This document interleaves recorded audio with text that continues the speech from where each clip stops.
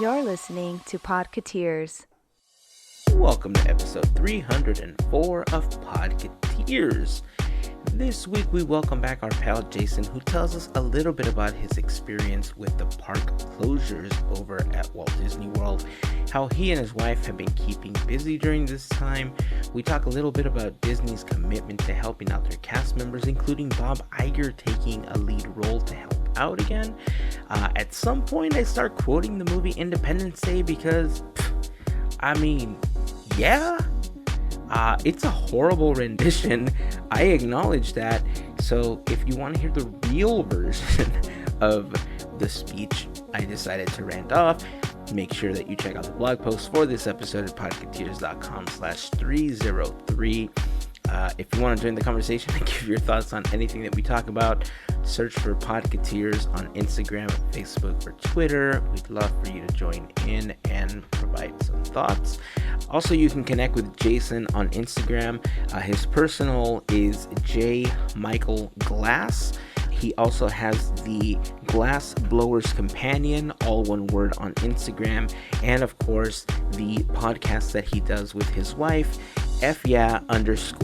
_Disney.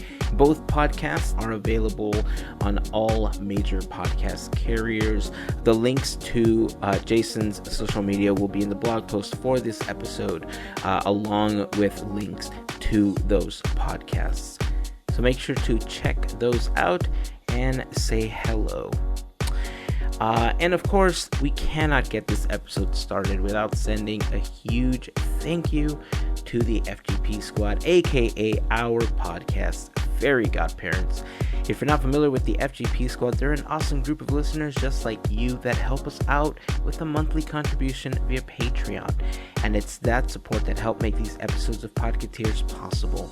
For more info on how you can become part of the FGP Squad family, head over to podketeers.com/FGP. And as always, I would like to send a huge thank you to all of the members of the FGP Squad for their continued support. Oh, and by the way, before we get the episode started, I'm going to be releasing some backgrounds that you can use for your video calls, like on Zoom and stuff like that. I thought about releasing them on my personal website, but more than likely I'm probably going to release them on the Podketeers website. So more on that this week. I'll make sure to post it on my personal Instagram and on the Podketeers one if you guys are interested in downloading them. The backgrounds are just some of the photos that I've shot in the parks, just to kind of give you something different to use. They're going to be available for free, and once they're posted, we will let you guys know. So keep an eye out for that. And with that, it's time to get this episode started. So let's do this. It is time for episode 304 of Podketeers.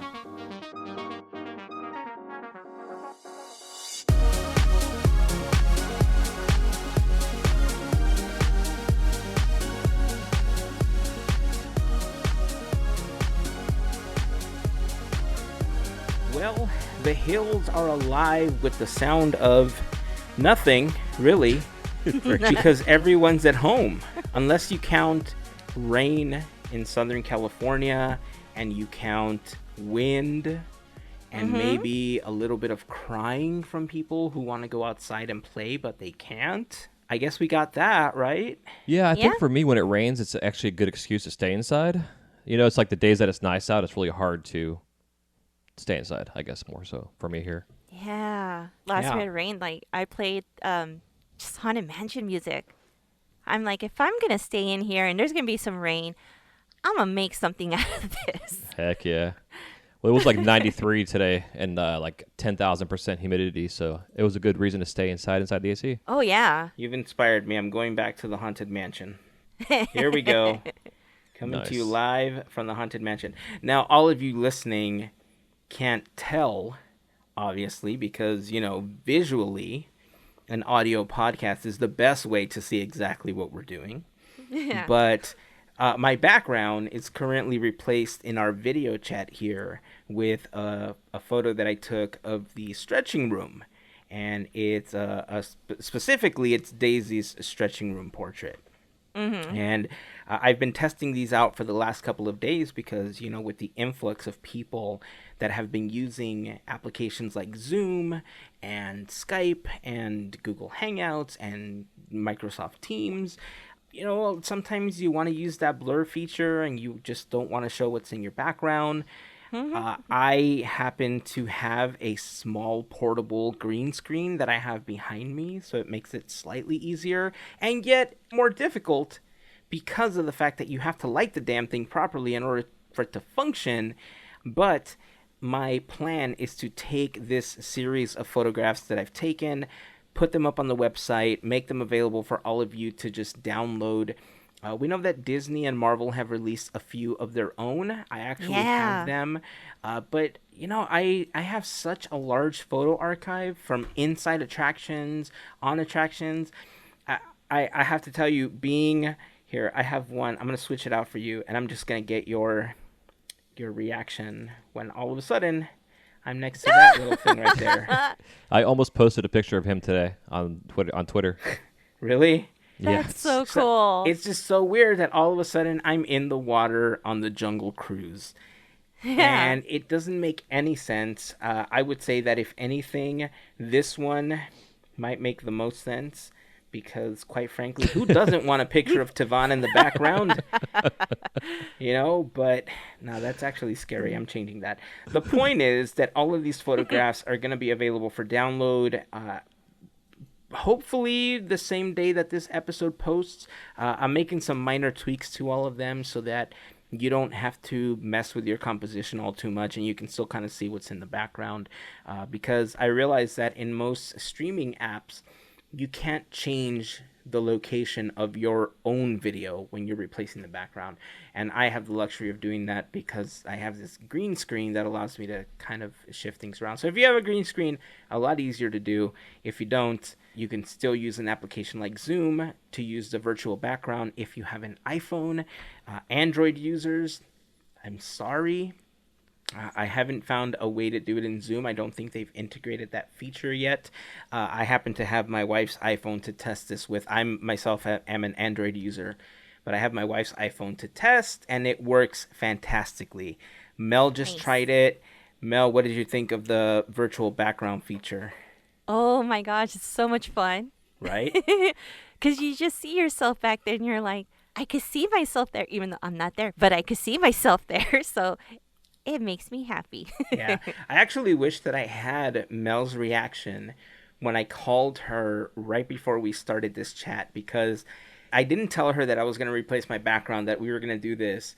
And I just came in sitting inside of the stretching room, and she just kind of went nuts, which was kind of a cool reaction. It was not exactly what I was expecting, but it's similar to what I was hoping for.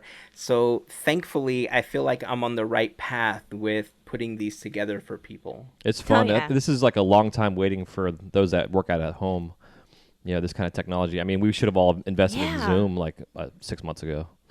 Oh, I know. It's just that element of fun. Yeah, I remember the last time this happened, it was a little fruit company. Not banana, not orange. What is it called again? Apple. Grape. Yeah. Grape. Yeah, exactly. Jason, man, it's good to have you back on the podcast, buddy. How are things? I mean, you guys have this curfew thing going on. What has life been like for you guys this last month? Well, so for me, I'm part introvert, part extrovert. So like half of me has been loving this, and the other half of me is ready to pull my hair out of my head. So fortunately, though, because I'm blessed to have my own glass studio, so I don't go around anybody. I just go from my house to my studio. I go there and work however long I want to. And I've actually gotten more work done in my studio in the last 3 weeks than I've gotten done in the last 8 years, since I've been working at Disney. Yeah. So it's been a lot of fun because usually when I'm at my studio, I'm working on orders, and right now I'm just making whatever the heck I want to make. Really, right now, just having being fun. Creative. Yeah, it's been a lot of fun. So I've been able to wrap up a lot of projects. I'm very project oriented and goal oriented in a sense. So having a full-time gig, it's always in my way. Like on my breaks, for instance, I'm in the the Mouseketeria, working at podcast edits or YouTube edits or whatever. Instead of now, I can actually sit for an entire day if I want and sit on and learn. Like I've been learning how to use PowerPoint Pro for the Good first job. time. Nice. Yeah. You know, I think the biggest thing for me though is like when this whole thing started, I was up at 5 a.m. I was in bed at 10, like getting on this new routine of life. And that's gone out the window really like 3 days later, you know, and 10 pounds later also on top of that.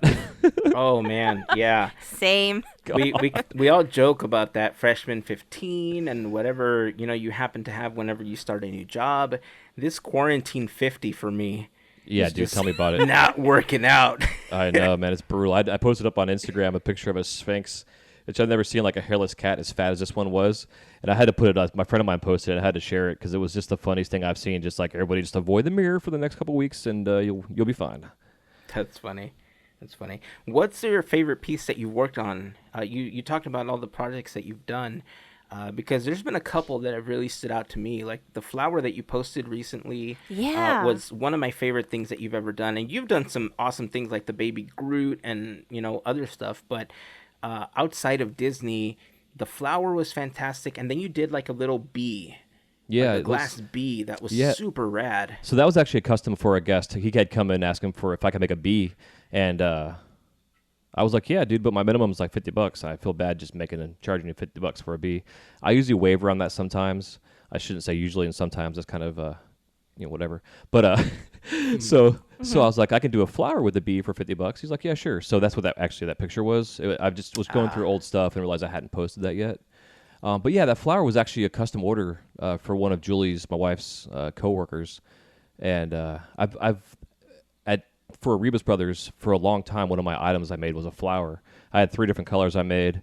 I made them by the hundreds, and got to a point because I'm like I have a press that I use that makes the petal shape. And so if I'm doing a rose that has like 6 petals, you know, it's 6 petals per rose. And if I'm doing say 100 a week, it's like 600 petals I'm pressing. And I started getting tendonitis in my shoulder from it. And that's like all I was doing was making flowers. So like when guests actually ask me like, so what do you enjoy making? I'm like, well, actually, I know what I don't like making. And that's one of the things is making flowers. But I enjoy the process of making realistic flowers. And making the flowers on production scale taught me the process of making flowers, period. So now I have guests coming in and wanting something very specific. Like I had a guest coming in and ask me for a blue columbine, Colorado state flower. I've never seen it before. And it's like this super, like he starts telling me how delicate and intricate this thing is. And that was kind of the key words I should have paid attention to when it came to actually making this thing, because it was just delicate making it. But it's allowed me to really learn how to make flowers. And then this lady wanted the sunflower. And yeah, it was a lot of fun. It definitely sparked a new desire to want to focus on some of that stuff more so right now. I don't know. It's interesting because I have a whole lot of different areas in my glass that I do. But the flowers specifically, I've always been a passion. I actually worked with a guy years ago before I worked at Disney whose dad used to be an orchid farmer and had like 4 greenhouses. And he grew up with his dad working with all these orchids, but became a glass blower. And this guy made like specific detailed orchids. Like they were super realistic looking. And it was really intriguing to me as a young glass artist, seeing this guy making these realistic looking flowers, and something I'd started doing and wanted to do then. Now I do it. Now the opportunity is even more so here. And it's kind of funny because like about a week into this, Julie was like, "Hey, why don't you experiment to see if you even have to go back to work when this is all said and done?" Because like when I had my own business, I made a really good living doing my work. And she started talking about me becoming an annual pass holder, and I got all excited thinking about being an annual pass holder and stuff. But then I went back to thinking about what my role is as a cast member, and like my paycheck isn't why I'm there. You know, I get so much more out of what I do. Yeah. So I'm still busting my butt and working like crazy and having fun. However, I'm definitely looking forward to going back. Yeah. You know, that comment, I think, speaks for a lot of cast members where, you know, they're all in this very just strange situation, along with a lot of other people in America where, you know, they don't have a job, they don't have something to go back to the next day, and they're trying to figure out exactly how to make ends meet, how to do this, how to do that. In a little while, I want to talk a little bit about some of the things that Disney has committed to, but you kind of embodied why a lot of cast members are there. And I think that's why we're friends. You know, that's one of the reasons Disney magic is in your heart. You know, and from the moment we started speaking, that embodiment has always been there to me. And I think that speaks a lot about who you are, how you present yourself, how you just do life in general. Yeah. You know, and Yeah. I think there's a lot of cast members out there that, yes, although they're struggling, one of the things that they miss the most is obviously being there to provide magic for other people, which is what they enjoy doing. So Yeah, man, I appreciate that. And you know, kind of backing up, I mean, unless we're going to talk about this later on, but, you know, having been there the last weekend working-wise, Saturday was my last day. Sunday, the park's officially closed. And when the news came out that Disneyland Paris was going to be closing, we all were kind of on the edge, like, okay, so what's next, you know? And then the news dropped for Disneyland, and you know, I was talking to my coworkers and, you know, fellow cast, and we're all like, I bet you we're next. And then within like probably an hour or two, we got the word. And at first, I was excited about the situation because understanding, so I work for a third party for one, so we weren't really sure, even for us as a third party, if we were going to be getting paid because we're not Disney. So we knew Disney was going to be taking care of their cast for at least the 2 weeks, right? And so we were excited that, hey, potentially we're going to be getting a 2 weeks paid vacation here.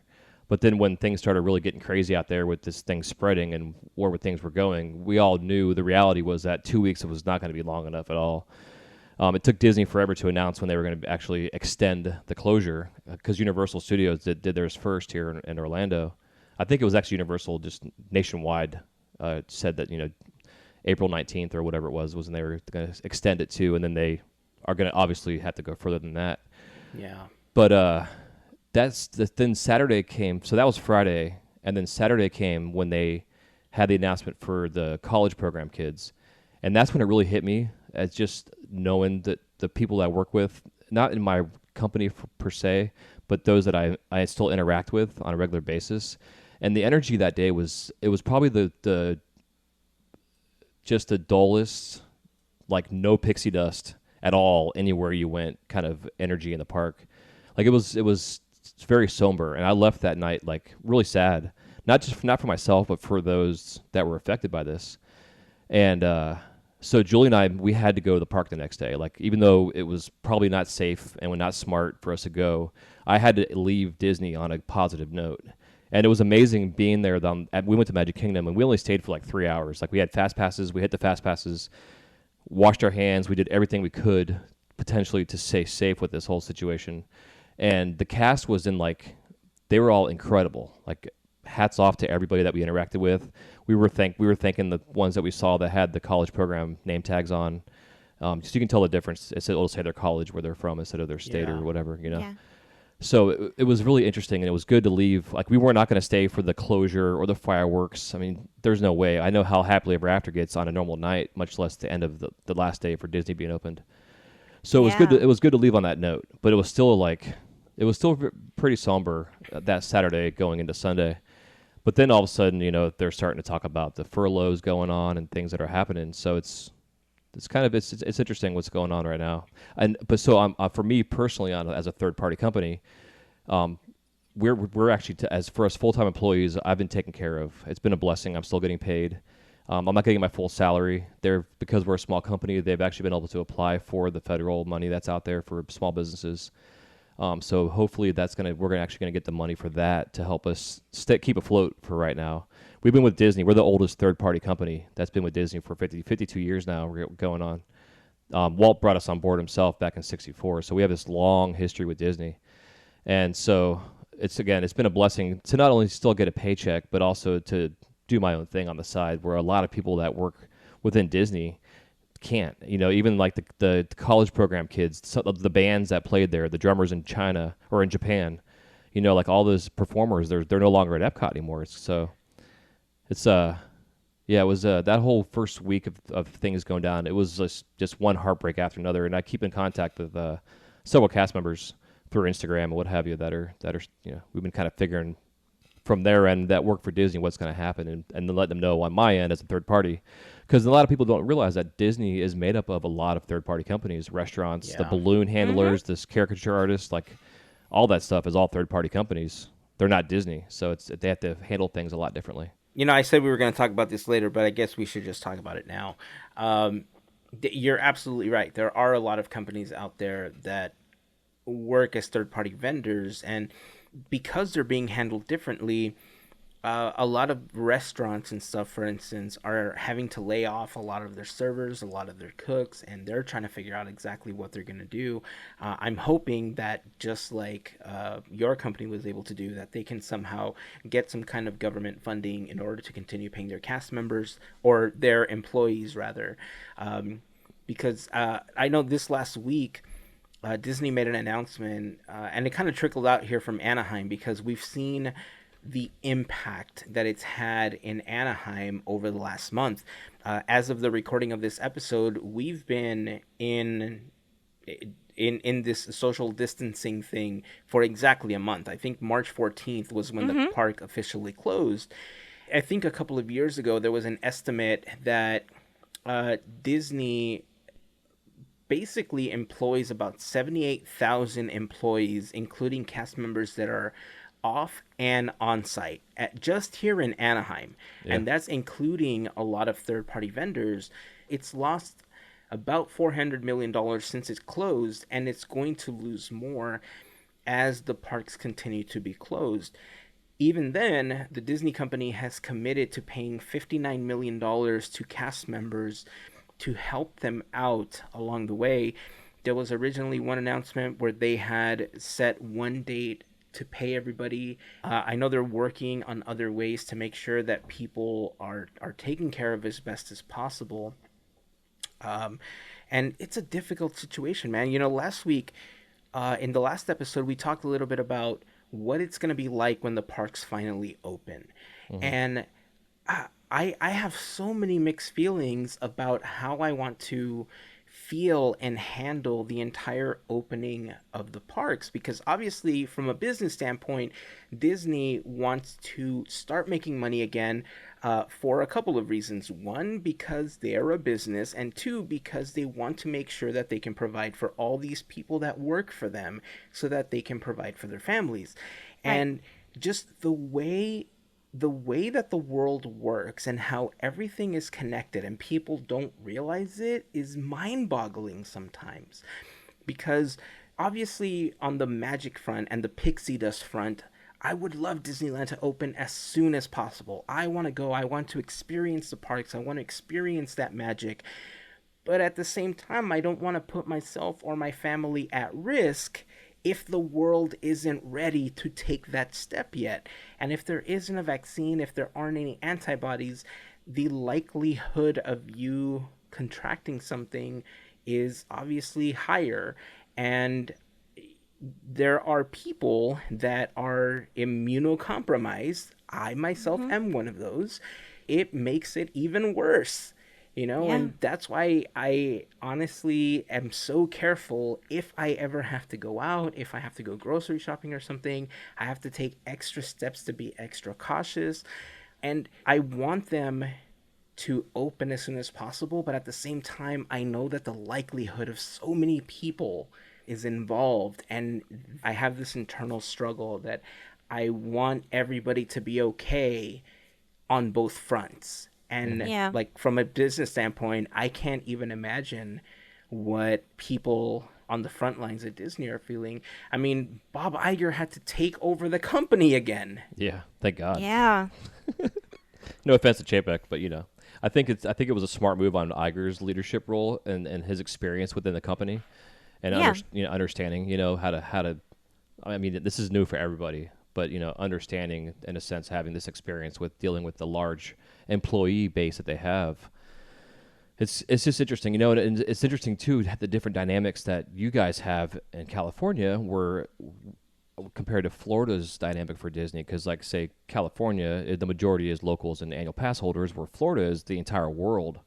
Right. So, I know, like, in China, for instance, they just tried to kind of get things going again over there, and they had opened their borders, and people were coming in that were citizens of China coming in from Russia that were infected, didn't realize it, and now they have another outbreak going on over there because of it. Mm-hmm. So it's just it's crazy to think about the logistics of things. And that's what we have to be cautious about, right? That the fact that you don't even show symptoms for almost up to 2 weeks after you've been infected is the scariest part about this. Yeah. You know, Yeah. everybody could seem like they're okay, but then all of a sudden, you know, somebody that traveled from out of state or came in contact with somebody who did, and I don't know, it's just a really crazy time. And it's so funny. It's not funny. It's interesting to see how so many people are trying to deal with this, you know, including some of the late night shows, you know, broadcasting from home, for instance, just the way that they're handling it. Last week, I don't think it made it into the podcast, maybe like the intro part when we were talking about WrestleMania, Mel. Oh, yeah, it was yeah, that was the interesting to beginning. see how they put on an entire show without an audience, and two of those matches were like the most interesting thing I've seen them do in like Dude, 10 that freaking Taker years. match was incredible. Right? That, Yeah. and as odd as it was, Yeah, the Funhouse with Cena. the Funhouse match was. Yeah. And look, we got to have a separate conversation outside of the podcast. Yeah. But you know, it's funny. I think I saw a picture of Stephen Colbert had a T-shirt where he's using it to fund Feeding America or some kind of organization that he supports, where it says, "We're all in this together separately." You know, That's and awesome. it's so true. Like Yeah. we It's are true. all in this together separately, which brings me to something that I think is interesting. We'll talk about that in a moment as well. But yeah, man, you're right about the dynamic of how things are handled here in Anaheim versus outside. And I just want to commend Rebecca and Josh, the presidents of Disneyland and Walt Disney World, respectively, because aside from them continuing to do what they can to run both organizations on each coast, I also want to commend all of the cast members that are going in and doing something as simple as raising the flag. Yeah, it's you know, incredible. to Yes. show that the spirit is there, that we are united. There's been people that are comparing this to the day after 9/11 and the weeks that came after 9/11. Some have compared it to Pearl Harbor. And if there's anything that I think we've learned as a country and as a people, and now as the world, because this is a worldwide epidemic, Right. is that we can unite, we can get through it together, and we will survive. It reminds me of Bill Pullman's speech in Independence Day. Right. You know what I'm talking about? Where it's like, we Oh, will yeah. survive, we will blah, blah, blah. Today, we celebrate our Independence Day, right? Like, that moment that just makes you think like, that's right, you fly that flag, you do that. You guys could see Heyzen saluting. His heart out. I have to I give appreciate visuals it. here why I we're just- laughing. We're not look, laughing. I appreciate it. I have a lot of family members and a lot of friends that are in the armed forces, and I respect the hell out of that because they are much braver than a lot of us. I don't think that I would be able to go out and do that. So to everyone in the armed forces, obviously, thank you for everything that you do.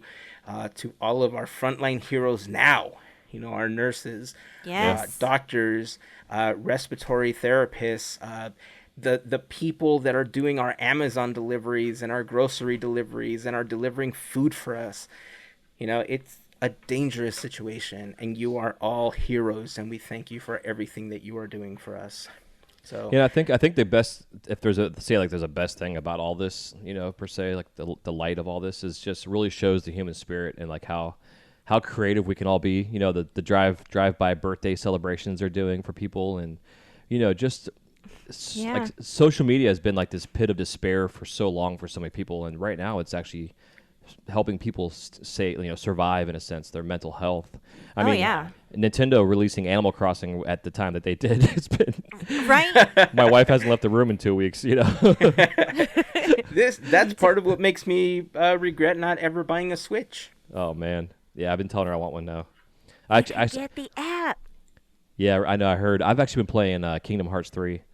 So we've actually we brought her big TV from our living room into our bedroom. So now we have both TVs up. So which then they're both Samsungs, and they run off the same remote control. Nice. Which is I hate it because I'm going to bed at night and I'm turning off mine and her turns on, and I turn off hers and mine turns on. No. It's so annoying. But I got my game on and she's got her game on, so we're just like hanging out, playing video games, or she's playing her game and I'm on the computer, whatever. But That's it's funny. it's I think it's teaching a lot of people that we can survive this. This is not the end of the world. It's not the zombie apocalypse, thank God. That kind of stuff. I mean, some people are acting like it is, but it's just a chance for people to be creative. Like Julie and I, our last FE at Disney episode, we did a whole thing on like we called it DIY Disney Magic, and it's all the fun things you can do at home. And one of the fun things we talked about was popping a bag of popcorn and filling up your popcorn bucket and watching a movie with your Disney popcorn bucket and wearing your ears. You know what I mean? Just just little simple, silly things like that, just to have some fun at home. And people are being creative. I'm seeing people put up different Toy Story stuff in their windows every day, or just all kind of madness. People are redoing their homes like the Haunted Mansion, like recreating rides. Disney's helping us all out. And it's and it's what's interesting too. It's like I feel sorry for people that aren't in the Disney lifestyle community in general, because we all get to experience a lot of magic on a regular basis, whether it's in the parks or outside the parks. Just our personalities, all makes and walks of different types of people that love Disney for what it is. Even if it's not the films, it's just the environment alone. I couldn't imagine like not having Disney in my life. Like I don't know what that life is like since I was a child.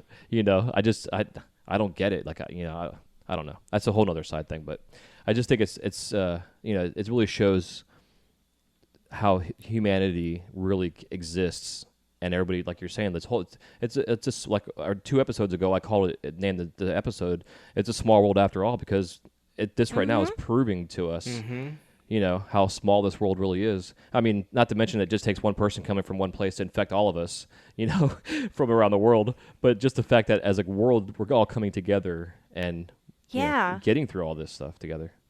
I've seen that on social media where when Disneyland first closed that weekend, a month ago, I should just say a month ago, I kind of saw like a drop in posts, and I get it. I was there too. It took me about good week 2 maybe to kind of come around and be like, okay, I could start doing this, kind of get into the groove of things and stuff. So I'm seeing it now, as you're talking about like all the creativity, the art, everything you could think of.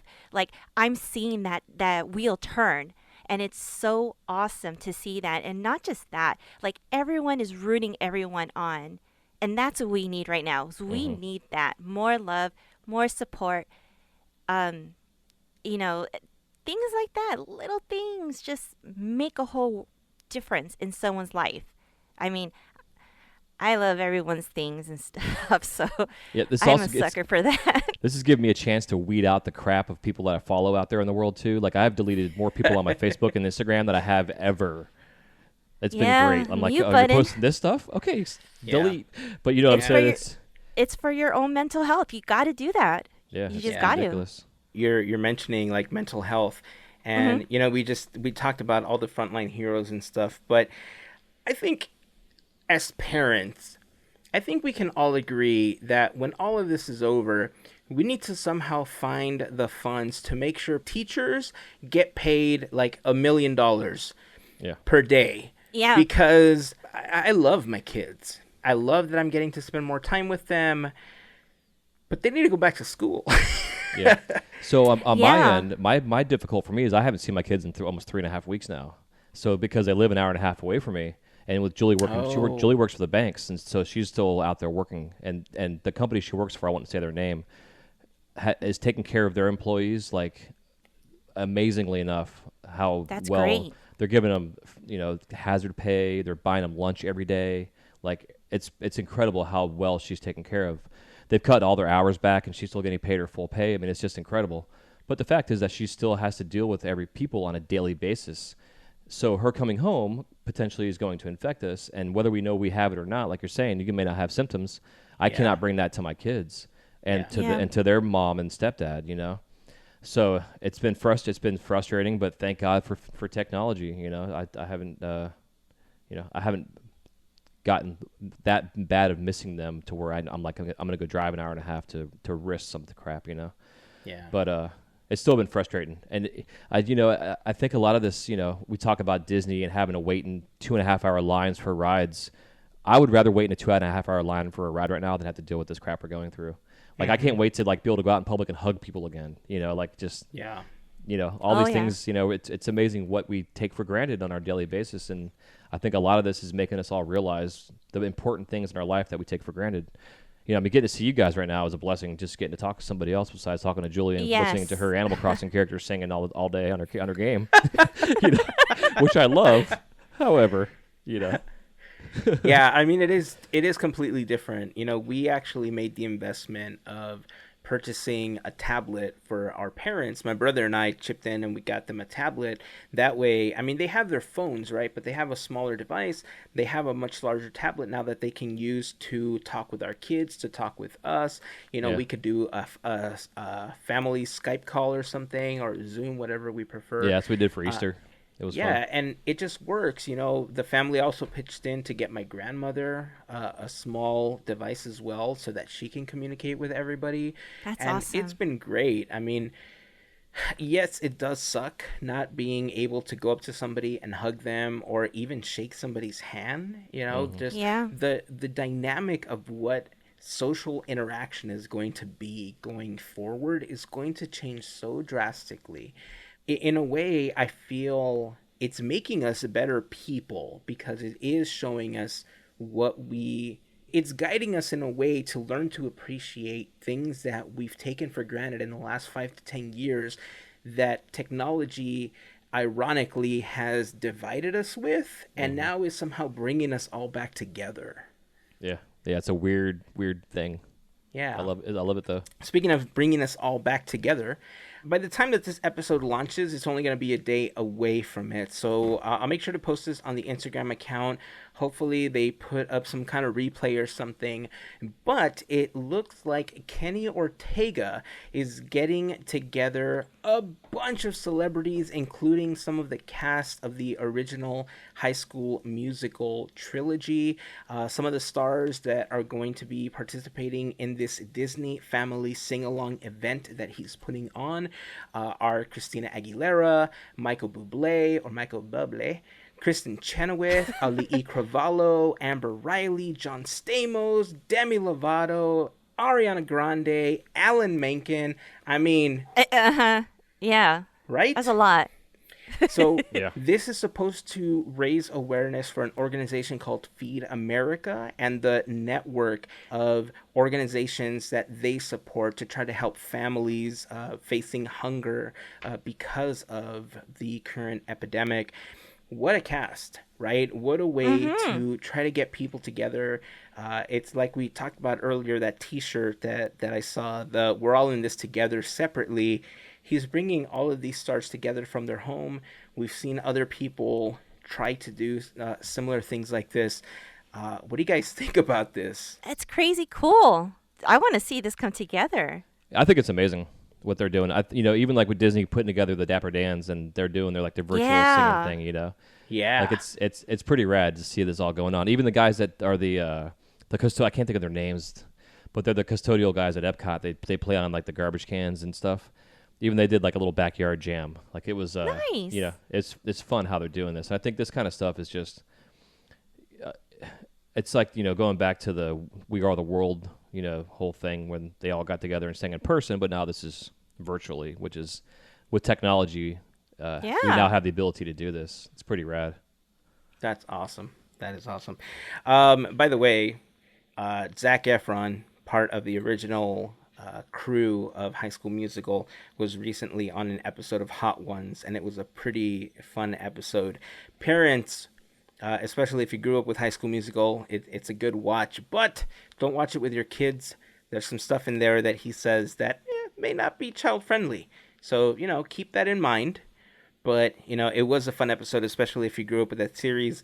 Before we started recording and we were talking about some of the things that we wanted to mention in the episode, I kind of broke out into the chorus of "We're all in this together," and that's just how it is.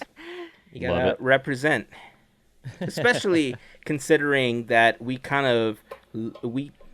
I mean, we're kind of obsessed with High School Musical, the musical TV show. And I'm hoping that there's more episodes coming up of that. So there is that. I have to admit, I've never seen any of the High School Musical movies or the show. And I have this service that will allow you to do that, sir. It's called Disney Plus. Oh, yeah. I forgot I have that. Once the Mandalorian episode's ended, I stopped watching it, so I don't know what to do. I'll give you a tip. If you find a way to turn off Animal Crossing, you will, one, get slapped on the hand, and then two, pop some popcorn in that Mickey popcorn bucket, throw those ears on, and go watch yourself a High School Musical marathon. Well, fortunately, I was able to get her to turn it off for the night, and we were both playing our games, and we both were like, okay, can we stop now? Can we stop now? Can we save our game? Can we save our game? Can we like going back and forth for like 20 minutes? And because we wanted to watch Onward, we hadn't watched it yet, and we finally watched it the other night. What'd you think, man? It was halfway through the movie, I realized I was watching an original Pixar movie. By the way, Mel hasn't watched it yet. Okay. So we can't ruin too much. I would be fine. It's all good. But the fact that it's actually a new story, I thought there were elements that were taken from other movies, like Frozen, for instance, potentially, that were thrown into this. But I think it was a beautiful story. It was fun. It kind of had you on the edge of your seat, even like at the very end. Wow. When they're going through their adventure, and all of a sudden, like, this can't be it. I know. So it was, but the animation was ridiculous. Like, the more we watched it, the more we forgot we were watching a cartoon. Even though they're characters and it's all made up stuff, the CGI, the environmental tech, everything that was going on in this film was incredible. Like, they stepped it up a notch from Toy Story 4, and Toy Story 4 was amazing the animation. Yeah. Wow. And then Frozen 2 was incredible. And we kept saying how amazing Elsa's hair was in that movie, where I was like, oh my God, her hair is amazing. And in this movie, it was even like all the characters just, like the horse's mane, talking about, dude. Like everything just like so good. Good story. If you haven't watched it yet, I recommend it. However, I really hope that they re-release this into the theaters, because I have got to see this on a big screen. Yeah, I kind of feel the same way. I mean, the film took a crazy turn for me at the end, for a lot of different reasons. But I mean, emotionally, I think it spoke to me on a lot of different levels. And then, having a conversation with my kids, my little one said something that also just brought it to a whole new level of appreciation, especially because of how he took the movie. But yeah, I mean, we don't see a lot of original concepts from a lot of companies these days anymore. And Gavin has talked a lot about how, he doesn't like sequels, obviously, because it's kind of an easy way out. You're taking characters, you're essentially retelling another version of the story in most cases just to make a quick buck. And it's, for a long time, we saw a lot of sequels, and this being one of the first original films that we've seen in quite some time, they didn't disappoint. They did a fantastic job. I cannot wait to see Soul. Yeah, same. Just another film, which, by the way, side conversation, doesn't it feel like Pixar is just kind of taking us through all of the emotions, like mind, body, soul? Like they're covering like the entire chakra of humanity somehow. This is totally fantastic. Yeah, I love it. Yeah, it's Pete Docter's his direction and storytelling is fantastic.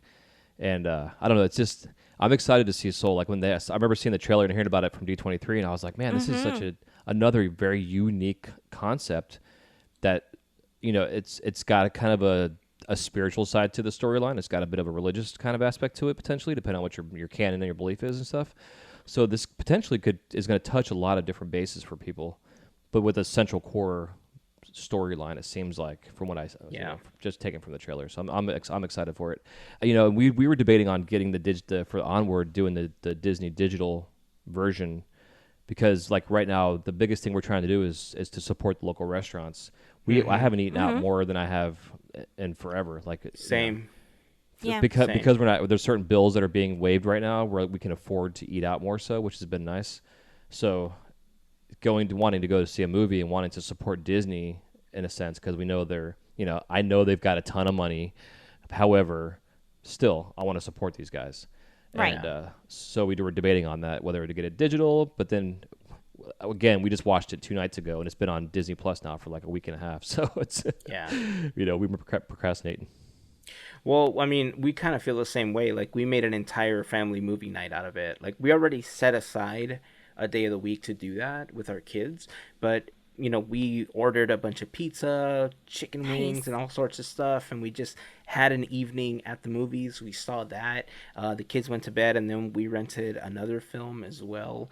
I'm finally going to get a chance to watch Rise of Skywalker, which I had not seen. Nice, so dude. That's next on the docket finally for me. But yeah, I mean, I totally get what you're saying. It's especially right now, I feel like with all the announcements and how the Disney company is actually working on trying to help out all of the cast members, I feel it's just another way that we can try to help support that effort, because that money's got to come from somewhere, and in a lot of, I mean, I consider myself very, very fortunate, that I'm able to work from home and that we're able to continue doing what we're doing, because not everybody has that luxury. And if we can do our part to support the local businesses, to support things like that, with Disney, we actually ended up waiting to see it on Disney Plus only because I want to buy the Blu-ray, which also has a digital copy on it. But I mean, it's just, we got to try to find a way to help each other out. And I think this is just one of those small ways that we continue to do that. So yeah, absolutely. Oh, speaking of things Disney does, can I send a quick shout out to Ashley?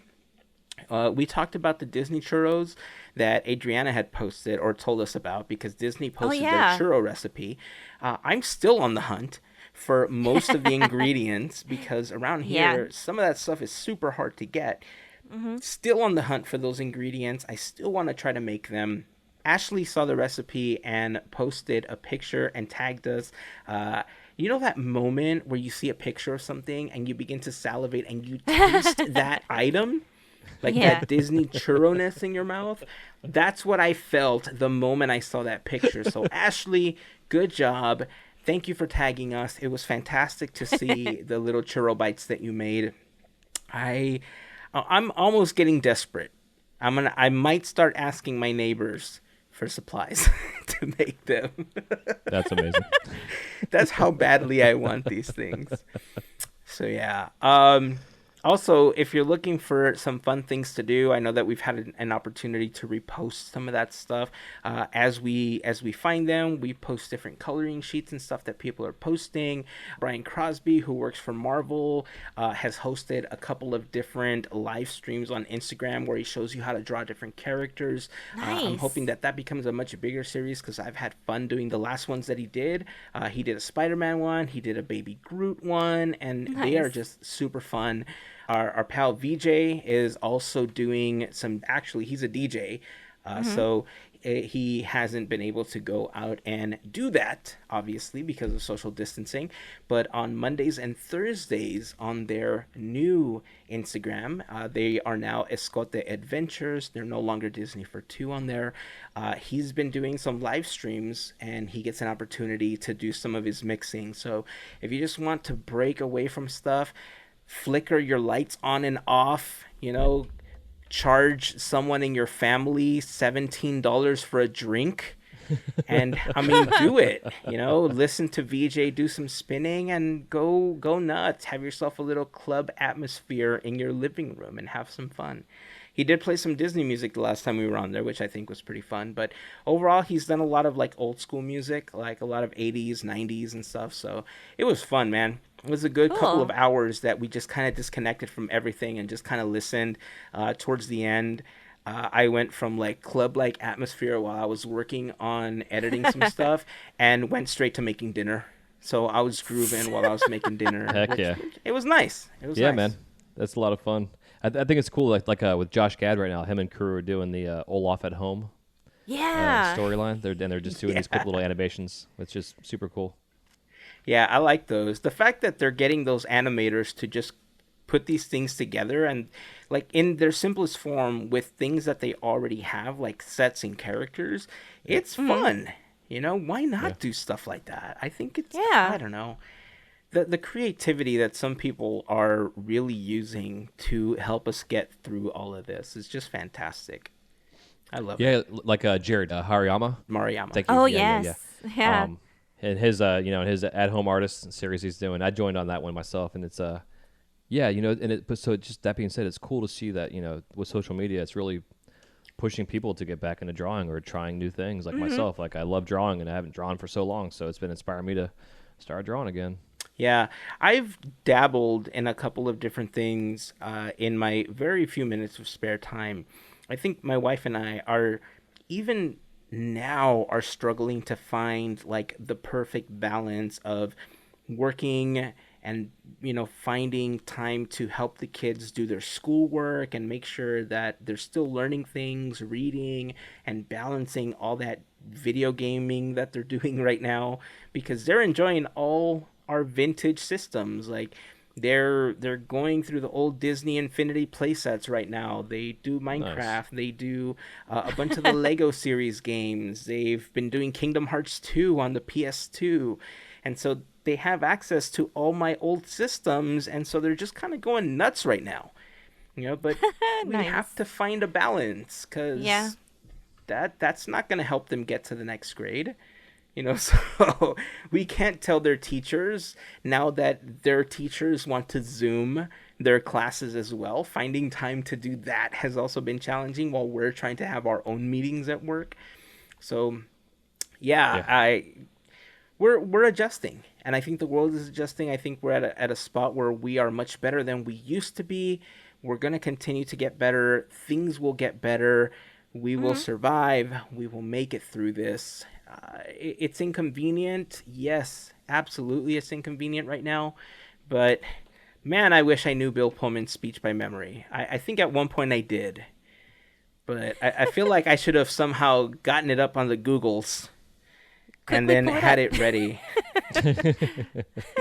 Let's see. Recite it. Let's see. Bill Pullman speech. Google just completely finished that for me. I didn't even have to finish typing the whole thing. Okay, let's see. All right. Here's my best Bill Pullman impression. You ready for this? Sure. Here we go. Good morning. In less than an hour, aircrafts from here will join others from around the world, and you will be launching the largest aerial battle in the history of mankind. Mankind. That word should have new meaning for all of us today. We can't be consumed by our petty differences anymore. We will be united in our common interests. Perhaps it's fate that today is the 4th of July, and you will once again be fighting for our freedom. Not from tyranny, oppression, or persecution, but from annihilation. We are fighting for our right to live, to exist. And should we win the day, the 4th of July will no longer be known as an American holiday, but as the day the world declared in one voice. We will not go quietly into the night. We will not vanish without a fight. We are going to live on. We're going to survive. Today, we celebrate our Independence Day. The crowd goes It's amazing. I'm pretty sure that I screamed way too much into my microphone right now, and that's going to peak super hard because I wasn't paying attention. It was well done. It was beautiful. So, anywho, yeah, man, I'm glad you had a chance to join us today. Yeah, it was me too. Good catching up with you. Yeah. Yeah, it's been one of those weeks of like amateur hour for podcasting. So Julie and I recorded on Saturday with our buddy Matt, who has a show called For the Love of the Mouse, and like my microphone stand came undone 4 times, so my mic dropped, and then about an hour into it, my SD card filled up, and it said hit home please. So I'm like, oh my god, did we just lose the first hour of this recording? No. And thank God it didn't. But yeah, it was just it was just a crapshoot when it came all down to it. So we're actually gonna finish the recording this week. But then again, like last night, the house that I managed, the air conditioning went out last night, so I'm trying to fix that right before curfew time. And then tonight I forget my freaking power cord from my mixer. So it's been a good week for podcasting. It's all good, man. It happens to all of us. Oh, we yeah. appreciate you coming on. And, the important thing is that we do this for fun. Yeah. And we do it to try to pass the time. And hopefully it also helps people listening pass the time and get them through their week, through their day. Things like March Mayhem, are just meant to spread a little bit of cheer. We were doing the share a balloon thing. It's a virtual balloon, but, it's any little thing that we can do to try to spread a little bit of Disney magic and a little bit of joy to everybody as we're trying to get through all of this, because Disney magic is important to a lot of us. Like, not everybody gets it. Like you said, there's people that don't enjoy anything Disney or have somehow been soured by Disney because of experiences that they've had. But for the majority of us, especially people listening to our podcast, that's not the case. We love what they do. We love what they provide for us. And we love that, in a way, we can be a part of, that ecosystem somehow, even if we're not officially part of the Disney company. So if we have the opportunity to spread a little bit of that magic ourselves, we're going to continue to do it. I think it's gonna be interesting too for all of us to get back in the parks. It's like, the way the brain and our olfactory senses work is you get used to smells. Walking down Main Street, it's like it's just you get used to everything. And how amazing Disney is going to smell when we finally all get to go back to this park. Mm-hmm. It's gonna be the Pirates. best. It's gonna be. Right. I know, right? So like, I work in Mexico at Epcot, and we have the Three Caballeros boat ride, and the boramine or boramine, whatever they use for the water to keep it clean. I used to love walking in there and smelling that smell, because I was sometimes when I would work there, it was occasionally like once a month or every couple of weeks or whatever. But now I'm in there like 5 days a week, so I've gotten used to that smell. And I'm telling you, like, just getting to walk through cast services alone, I know I'm gonna be a hot mess just walking through, just tears running down my face. But as soon as I walk back in the backstage in Mexico and smell that smell for the first time, I'm gonna be even worse. So I have to have my tissues ready just to get ready to get back in there and be emotional. I was going to say, you're talking to the person who cries over the smallest things, so... You Yeah, and me it's both, normal. honey, so I understand. Totally. I think we're all going to be on that boat. Yeah, totally. So. It's going to be interesting to see how they handle it. And as I would love to come back on and keep discussing this, because, we're hearing talks about how they're going to handle it here, whether they're going to be checking temperatures when they come in. And I was listening to a show yesterday, and they're like, how are they going to check temperatures on everybody in Disney World in July when you're going to be 100 degrees plus just walking from your car to the park?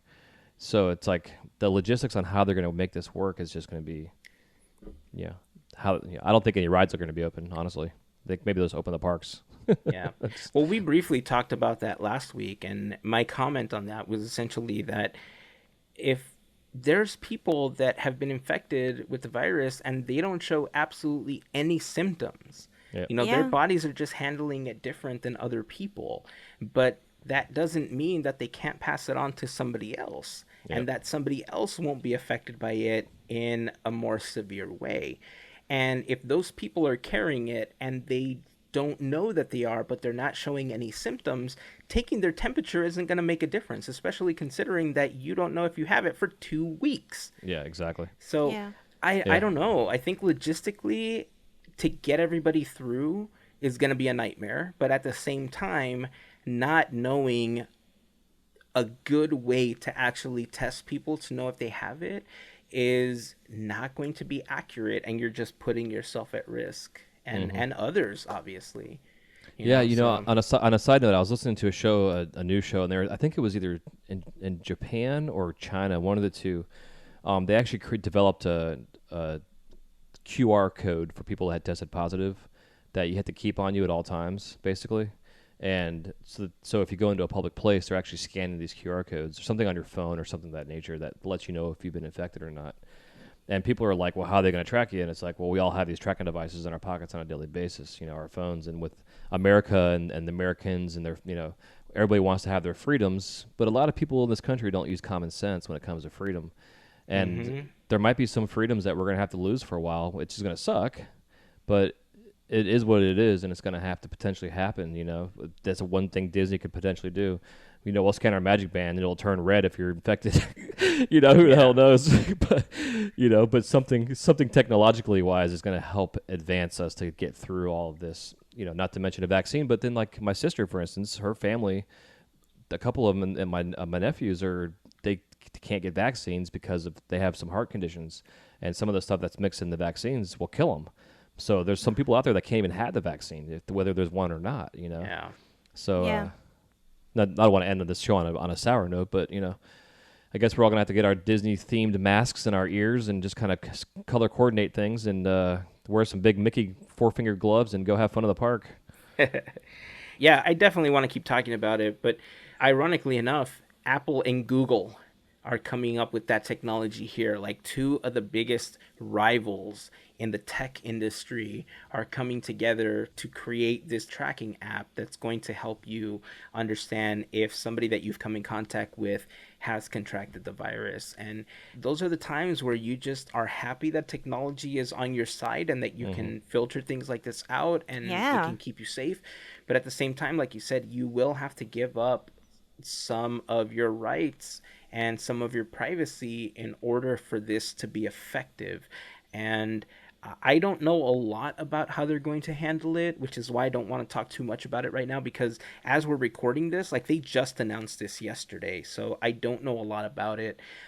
But I'd love to be able to talk about it next week or in an upcoming episode, have you back on, talk about it some more. So yeah, sounds good to me. Tell everybody where they can find your podcasts before we end the episode.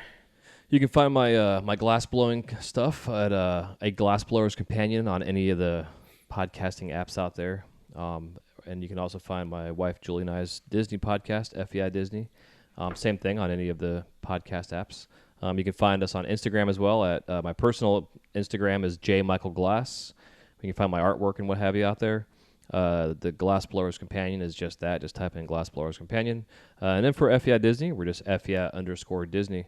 And for the Disney podcast, we're posting episodes about every 2 weeks right now. Just kind of figuring out our schedule of when we can do them.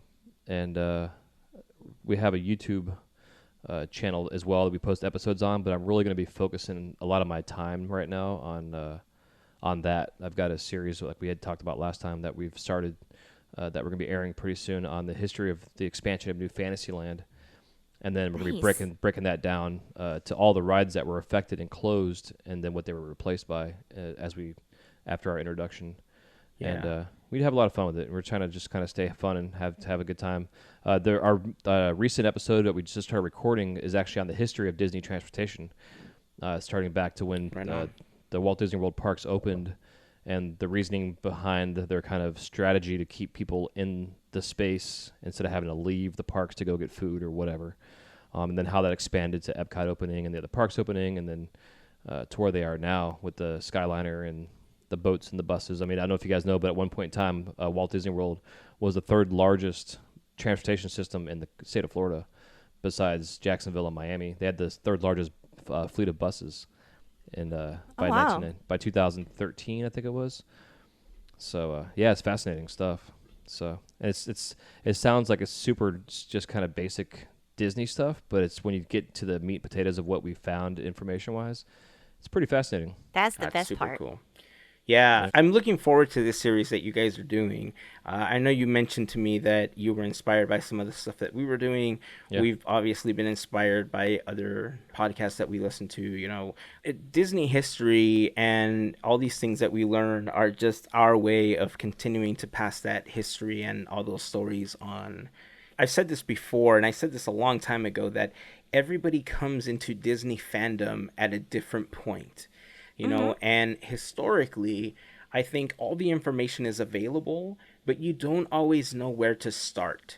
And the fact that we have the ability as creators to come up with these bite-sized chunks of information allows you to kind of pick and choose what you want to listen to. But at the same time, it helps you understand what you like the most and what you want to explore even more. So there might be somebody that's always been fascinated by those cars on Main Street, you know, and all of a sudden you put this series together and they're going to say, what? I don't know. I want more. And then, you know, a new Disnerd is born. Yep. Absolutely. You know, so I've had people tell me that they liked going to the parks and that they liked Disney, but after listening to some of our podcasts and listening to some of our history segments and some of the things like Armchair Imagineering that we've put together in the past, that they've just become super fans. And that means so much to me because it shows that the little bit that we do can maybe one day spark the future Imagineers. I don't know. Maybe I'm overshooting that, but no, I agree. It's awesome. Wishful thinking. Yeah. So, okay. So we are going to wrap it up for this week. Before we close the show, I do want to send a quick shout out, obviously, to the FGP Squad for all of their support in helping make these episodes of Podketeers possible. If you want more information on how you can become part of the FGP Squad, you can head over to podketeers.com/FGP. If you don't know what the FGP Squad is, well, I'm glad that you asked.